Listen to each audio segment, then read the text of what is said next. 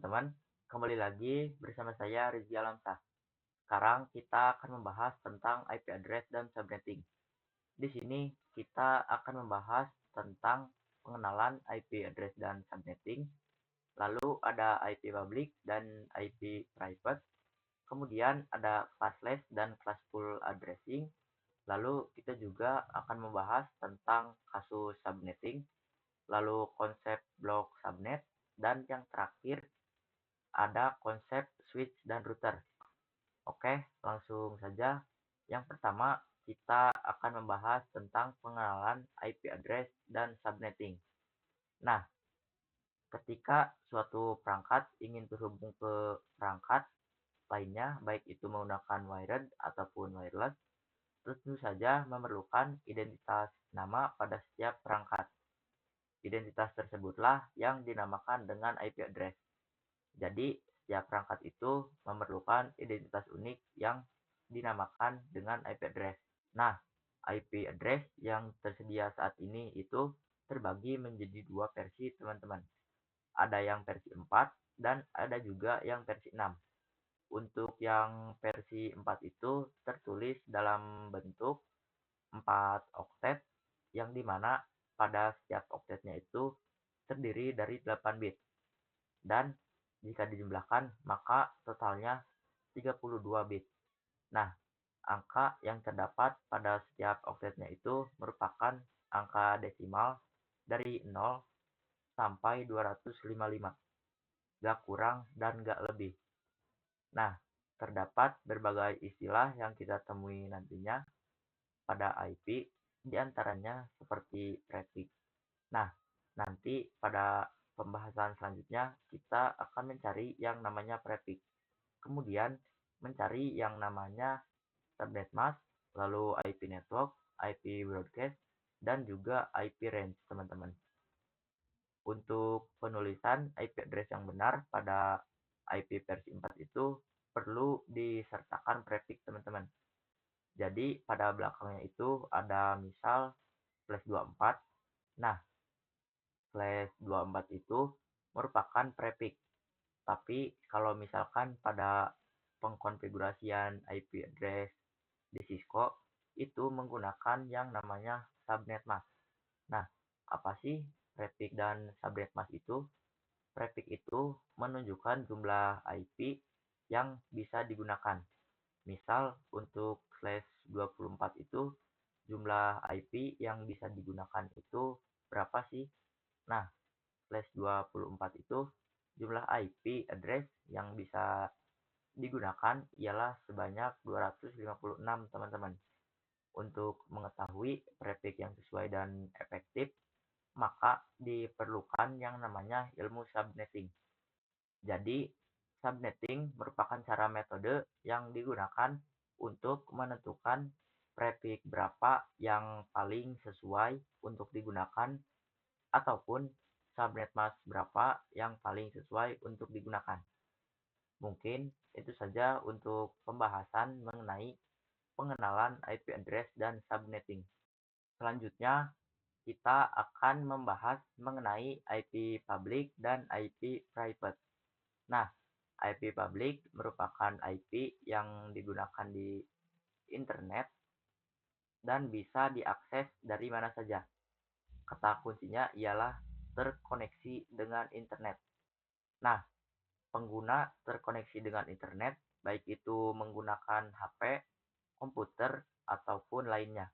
Di mana dia terkoneksi dengan internet, maka secara tidak langsung itu terhubung dengan IP public dari suatu website, teman-teman. Misal seperti Facebook, YouTube, dan lain sebagainya. Nah, untuk IP private itu merupakan IP yang berada dalam jaringan lokal. Ciri utama dari IP private ialah bahwa IP tersebut hanya bisa diakses dari dalam jaringan lokal sendiri. Nah, contoh jaringan lokal itu apa? Jaringan lokal itu seperti LAN sekolah ataupun kantor yang terdiri dari beberapa device.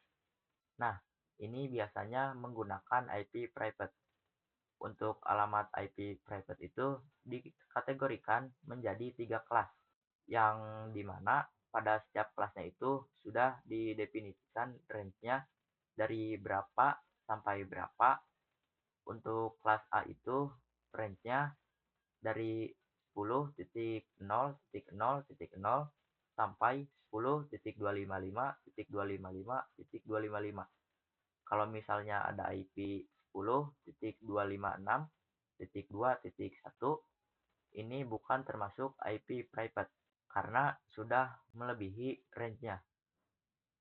Untuk IP private kelas B itu range-nya dari 172.16.0.0 sampai 172.31.255.255.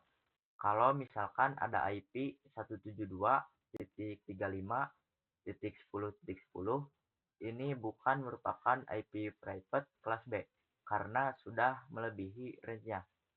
Selanjutnya, untuk yang kelas C, range-nya itu dari 192.168.0.0 sampai 192.168.255.255.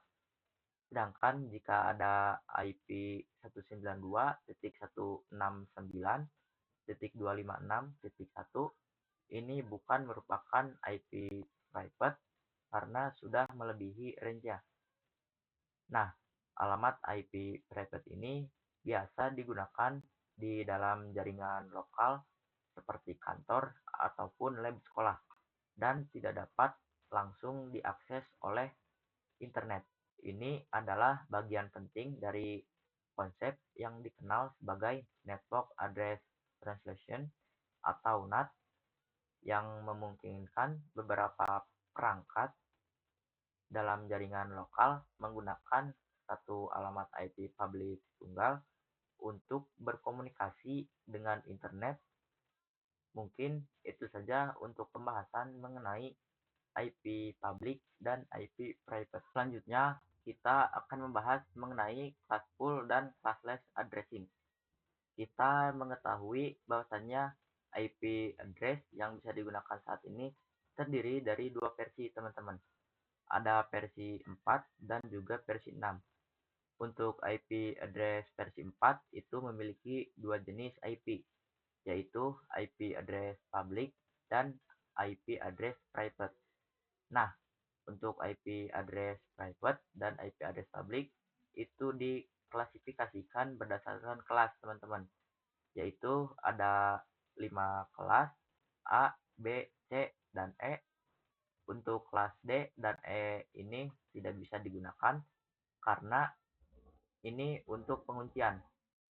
Nah, tabel ini merupakan klasifikasi IP address private dan public berdasarkan kelas-kelasnya, yang dimana pada setiap kelasnya memiliki range yang sudah ditetapkan dari 0 sampai 127, dari 128 sampai 191, dari 192 sampai 223. Nah, yang sebelah kanan ini merupakan tabel dari klasifikasi IP address private berdasarkan kelasnya. Kelas A, B, C sama aja, gak ada bedanya. Nah, 10 kan masuknya ke range A, 172 masuknya ke range B, dan 192 masuknya ke range C. Tapi kalau yang di private ini lebih dispesifikan lagi. Jadi dari 10.0.0.0 sampai 10.255.255.255. Nah, kalau misalkan kita lihat juga di sini ada istilah yang namanya CIDR. Jadi CIDR itu nama lain dari prefix. Nah, prefix dan subnet mask itu istilahnya sama, yaitu menentukan jumlah IP yang bisa digunakan. Nah, kalau misalkan prefix biasa digunakan untuk vendor mikrotik, adapun subnet mask biasa digunakan untuk vendor Cisco. Kita bisa lihat di sini, kalau misalkan ada tulisan CIDR default ataupun default subnet mask, maka ini yang dinamakan dengan classful addressing. Jadi pengalamatan IP address berdasarkan kelasnya. Jadi kalau misalkan kelas A itu default subnet masknya itu 255.0.0.0, ini sama aja dengan /8. Lalu 255.255.0.0 ini sama aja dengan /16. Lalu untuk 255.255.255.0 ini merupakan /24. Jadi sama aja teman-teman. Misalkan contoh terdapat jaringan lokal di lab sekolah yang memiliki 200 host, dan tentu saja 200 host itu menggunakan IP private semua. Nah, kalau misalkan menggunakan IP private yang kelas A menggunakan 10.0.0.1, kalau misalkan menggunakan prefix 8, prefix 8 itu jumlah host yang disediakan itu sangat banyak, yaitu 16 juta. Padahal host yang diperlukan itu hanya 200. Maka dari itu, yang cocok digunakan untuk 200 host ini adalah /24. Kenapa? Karena /24 ini terdiri dari 256 host yang bisa digunakan. Jadi kalau misalkan menggunakan /25 itu kedikitan, kalau misalkan menggunakan /23 itu kebanyakan. Jadi yang cocok adalah /24. Inilah yang dinamakan dengan classless. Jadi pengalamatan IP tidak berdasarkan dengan kelasnya. Kalau misalkan berdasarkan kelasnya, berarti dia harus ikut defaultnya untuk kelas A, defaultnya /8, untuk kelas B, defaultnya /16, dan untuk kelas C, defaultnya /24. Nah, kalau misalkan menggunakan classless, maka pengalamatan tidak berdasarkan kelasnya. Mungkin itu saja untuk pembahasan mengenai classless dan classful addressing. Selanjutnya, kita akan membahas tentang kasus subnetting. Untuk proses melakukan subnetting, yang akan kita cari tidak hanya prefix, teman-teman. Jadi, selain kita mencari prefix yang sesuai, kita juga akan mencari yang namanya subnet path, lalu IP network, IP broadcast, dan range IP yang bisa digunakan. Oke, langsung saja kita praktek. Kita bisa lihat di sini. Untuk contoh, saya memiliki jaringan LAN yang pada jaringan LAN tersebut terdapat 12 PC. Nah, di sini untuk contoh saya menggunakan IP kelas B dengan IP 172.16. Nanti kita akan cari untuk IP networknya berapa, IP broadcastnya berapa, subnet masknya berapa, dan range IP yang bisa digunakan berapa. Yang pertama, kita cari yang namanya prefix terlebih dahulu. Kita bisa tahu dengan istilah 2 pangkat berapa yang hasilnya itu melebihi dari 12, tapi gak jauh-jauh banget, dan tidak kurang dari 12. Nah, 2 pangkat 4 itu hasilnya 16. Kalau 2 pangkat 3 itu hasilnya 8. Jadi kita menggunakan 2 pangkat 4 karena hasilnya melebihi 16. Nah, angka 4 ini akan kita gunakan untuk pengurangan yang ada di prefixnya. Jadi prefix itu rumusnya 32, teman-teman. Kenapa 32? Karena kan jumlah oktet yang ada pada IP versi 4 itu kan 32, teman-teman. Jadi di sini 32 dikurangi 4, hasilnya 28. Nah, berarti prefix yang cocok digunakan adalah /28. Selanjutnya, kita bisa menentukan range IP mana yang ingin digunakan. Misal saya ingin menggunakan range IP kelas B, karena ini menggunakan prefix kelas C yaitu /24 sampai 32, maka kita fokuskan perubahan pada oktet di bagian terakhirnya aja. Untuk mencari total IP kita menggunakan rumus 32 lagi. Jadi kita tambahin 2 dulu di depannya, kemudian 32 jadi pangkat dikurangi angka yang ada di prefix. Jadi 32 dikurangi 28, maka hasilnya 2 pangkat 4. Kalau misalkan dijumlahkan 2 pangkat 4 itu hasilnya 16, teman-teman. Jadi jumlah total IP yang bisa digunakan pada slash 28 itu adalah 16 IP. Selanjutnya, mari kita mencari yang namanya subnet mask. Nah, subnet mask itu rumusnya 256. Kenapa 256? Karena jumlah total IP address itu kan 256. Nah, 256 ini dikurangi dari hasil yang kita dapat dari total IP. Jadi 256 dikurangi 16, maka hasilnya adalah 240. Kalau kita simpulkan, subnet mask yang bisa kita hasilkan adalah 255.255.255.240. Selanjutnya, kita akan mencari yang namanya IP network. Jadi IP network itu kita bisa cari berbarengan dengan IP broadcast. IP network itu merupakan IP paling depan. Kalau IP broadcast itu paling belakang. Jadi istilahnya IP network itu IP pertama dan IP broadcast itu IP terakhir. Untuk IP network, blok subnet yang pertama itu dari 0.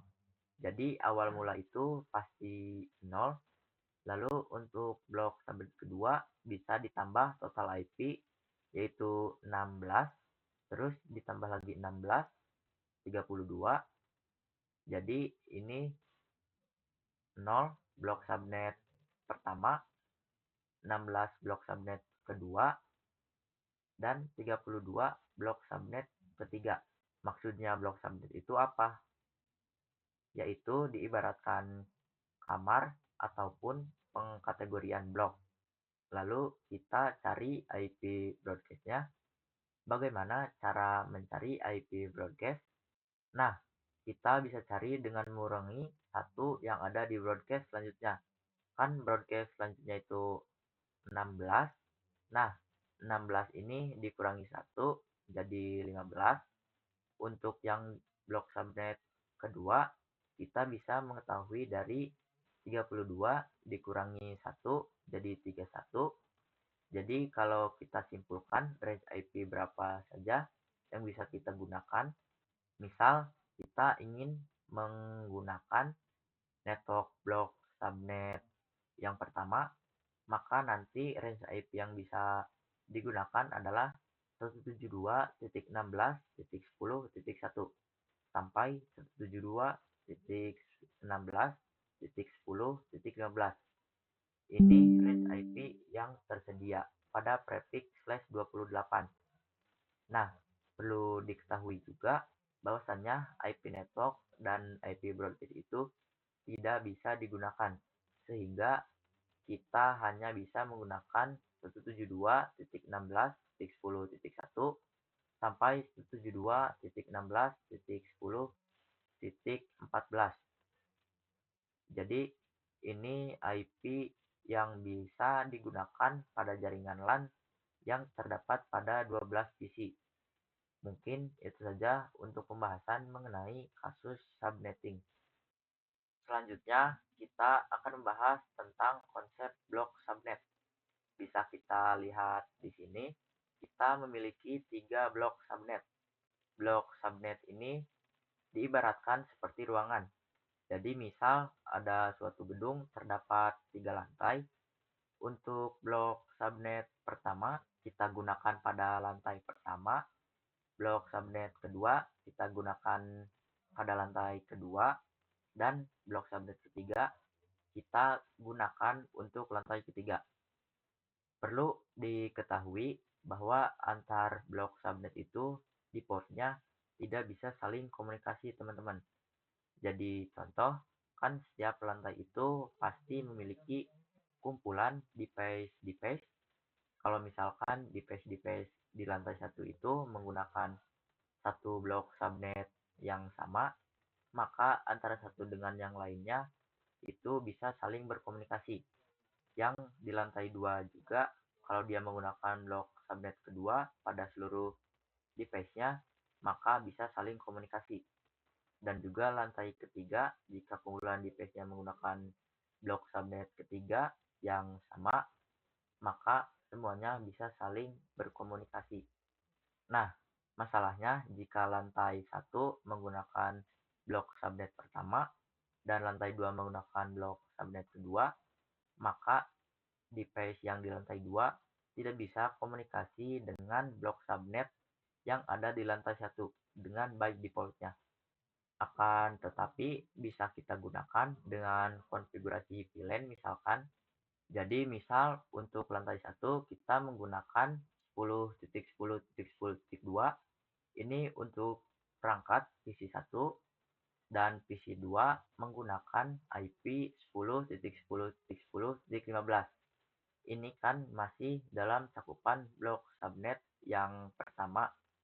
Nah, ketika ingin komunikasi antara PC 1 dengan PC 2, maka ini bisa saling terhubung karena dia menggunakan blok subnet yang sama. Beda halnya jika PC 2 menggunakan blok subnet yang berbeda dari yang PC 1. Jadi misal PC 2 menggunakan 10.10.10.61. Nah, 61 kan masuknya ke dalam kategori blok subnet kedua. Nah, jika PC 1 ingin komunikasi ke PC 2, maka ini tidak bisa teman-teman. Karena PC 1 menggunakan blok subnet yang pertama dan PC 2 menggunakan blok subnet yang kedua. Jadi ini tidak bisa saling komunikasi. Mungkin itu saja untuk pembahasan mengenai konsep blok subnet.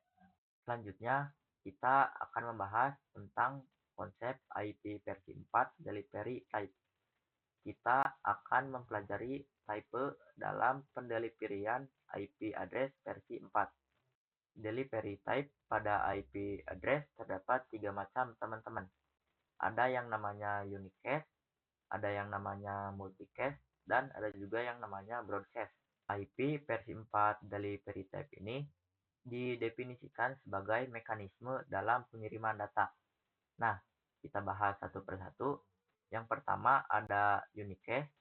Unicast itu adalah proses pengiriman data tepat diterima oleh sebuah host aja. Jadi, proses pengiriman data tepat diterima oleh satu host aja. Data dari unicast itu seperti komunikasi yang dilakukan oleh IP address, teman-teman. Baik itu IP address kelas A, kelas B, dan juga kelas C. Jadi, cara kerja IP address kelas ABC itu dengan cara unicast, teman-teman. Kalau kita lihat di sini ada one-to-one communication. Jadi, dari satu host mengirim ke satu tujuan yang sudah ditentukan tujuannya. Selanjutnya ada multicast. Jadi, multicast itu one-to-many communication. Artinya proses pengiriman data oleh satu host ke beberapa destinasi yang udah dikelompokkan tujuannya dalam satu grup, teman-teman. Contoh dari multicast itu ialah IP address kelas D. Walaupun IP address kelas D itu tidak digunakan. Akan tetapi cara kerja IP address kelas D itu termasuk dalam kategori multicast, teman-teman. Dan yang terakhir broadcast.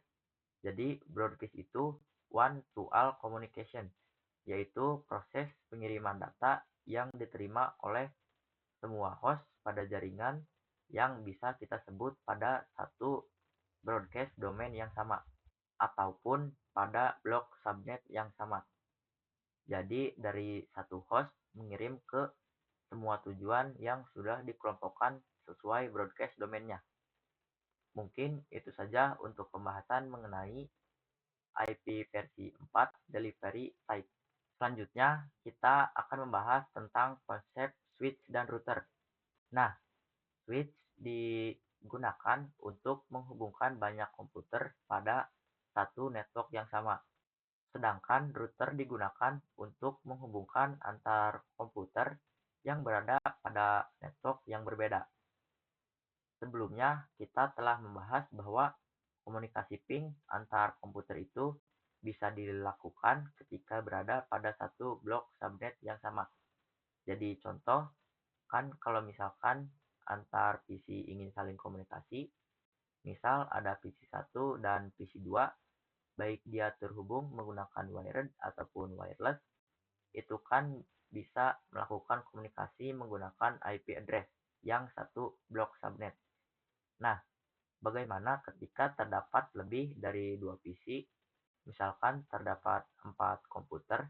Nah, untuk menghubungkan 4 komputer ini bisa menggunakan yang namanya switch, teman-teman. Nah, untuk IP address yang di 4 komputer ini disebut namanya satu blok subnet. Jadi, keempat komputer ini harus menggunakan satu blok subnet yang sama. Misal dia menggunakan blok subnet yang pertama untuk komputer 1 pakai 10.1, untuk komputer 2 pakai 10.2, untuk komputer 3 10.3, dan untuk komputer 4 10.4. Jadi harus dalam satu blok subnet yang sama. Maka dari itu bisa dilakukanlah komunikasi ping di antara komputer-komputer tersebut yang berada pada dalam satu blok subnet yang sama. Kalau misalkan ada satu blok subnet lagi yang menggunakan blok subnet yang kedua, maka dari itu 4 komputer tadi tidak bisa melakukan komunikasi ke komputer yang berbeda blok subnet. Ini by defaultnya. Kalau misalkan ingin terjalin hubungan antar blok subnet, maka kita bisa menggunakan bantuan yang namanya router. Mungkin itu saja untuk pembahasan mengenai bab IP address dan subnetting.